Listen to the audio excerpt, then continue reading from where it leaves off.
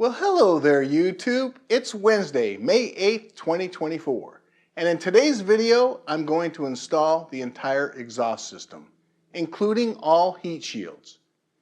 You'll notice that the exhaust system is already put together, and that is how I removed it from the vehicle, and so that's how I'm going to install it. I found it to be quite easy to do it this way. I'll also install the oxygen sensor and all the rubber hangers. And I'll include part numbers for all those items as I usually do. I also want to make an announcement that on Sunday, I will be going live. And that will be Sunday, April 12th at 9 a.m. And the reason for that is to test what I've been working on lately. So I've been kind of writing some software. And also to announce when I'm going to go live to start this car for the very first time since 2008. That's right, I'm going to make this attempt here real soon, and this Sunday at 9 a.m. I'm going to stream live and I'm going to announce when that event's going to happen. Now I have quite a few subscribers, so I hope as many people as possible can attend that. And that's the reason why I'm building up to it and testing things and letting you know that when I'm going to announce these things, so it gives you almost, it gives you a little bit of time. So you can get ready for that. We can all have a big old party. You can either see me fail or you can see things actually work. I think it's going to be a fun event, but until then, see me on this Sunday and we'll test some things out. I think I'm getting things pretty close to how I'd like to do it. So until then, I'll catch you guys on the next one. This is the entire exhaust system and all the heat shields for the 560 SL. Let's have a look underneath. Start out slow, but then I speed it up. So this is what it looks like before I put the shields on.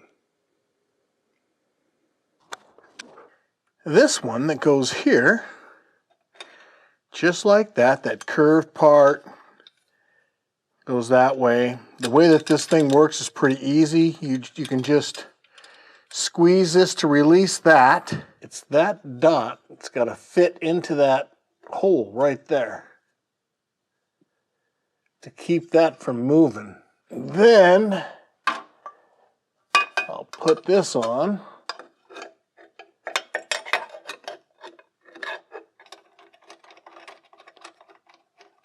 And the complete opposite of this shield is the shield that goes in here. Now, these have washers on it, and I think it's because I did that.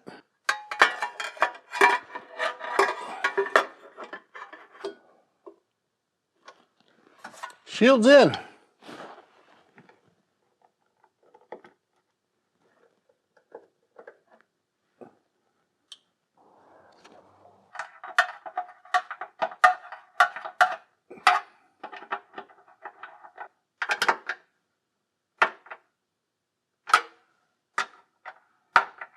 Now is a good time to check to make sure you've got your brake cables in here, in your brackets. Make sure that it's all right. I think I've got a problem with this cable to the right rear.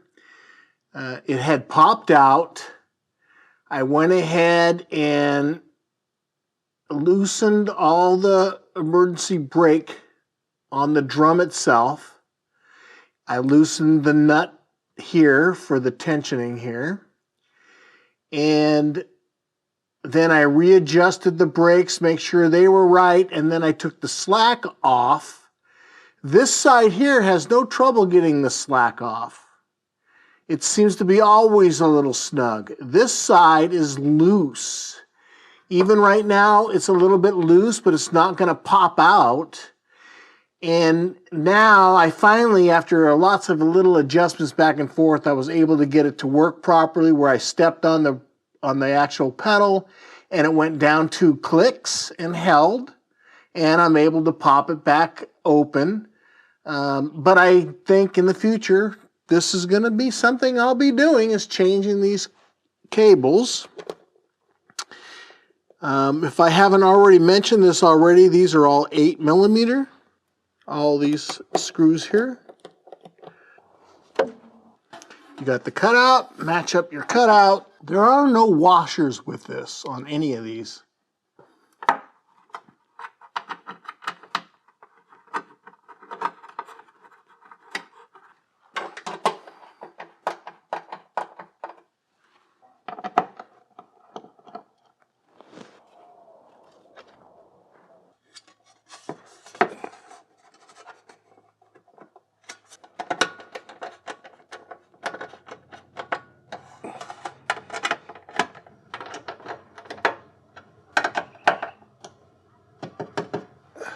Well, let's have a look underneath with all the shields on.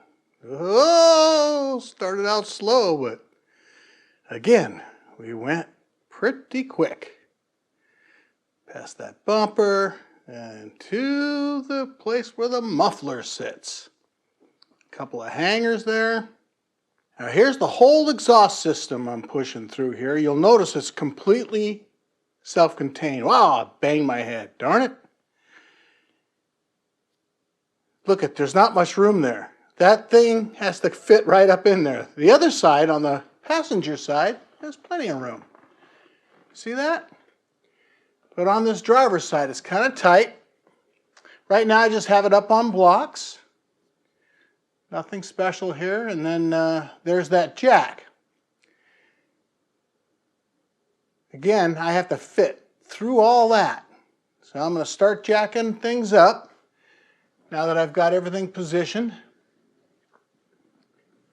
And the idea really is to kind of do it evenly, to try to bring it up the way it's supposed to be. And you can see I'm kind of getting there.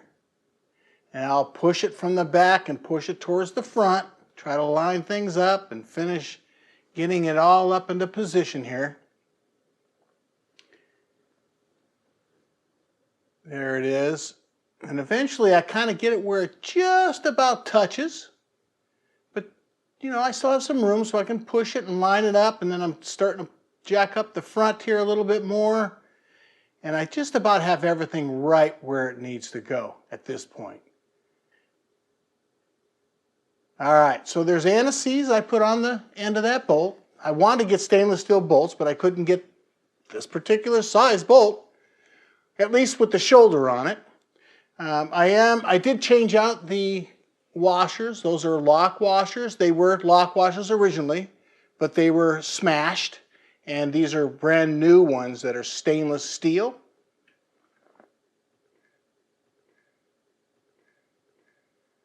This is a 13mm socket, and I have a swivel extension and a long extension. It was no problem actually getting in here with that. And I'm snugging up each side, like I said, evenly, because that plate has to fit on evenly. If you tighten down one side, then it's going to go on cockeyed. So the oxygen sensor. Now I'm counting down how many threads that is. And again, I put on some anti-seize. But I counted the threads so I can twist it to the left that many times. So then I can put it in and it will be unraveled and be in perfect position. Instead of undoing everything up from above, right? That's a brand new sensor, or at least it was in 2008. You can see how flexible and everything is, so there's no problem there. I had the anti-seize on there, and it takes a 22mm open end, and I snug it up nice and tight. And that's about it. Moving on to the hangers. Well, you know what that is. That's some petroleum jelly. Just like I use everything. So on this first hanger, you only have one hanger here. And I use my little drum brake. It's from my drum brake kit, whatever the heck this thing is, you know, for adjusting brakes. And it worked pretty good.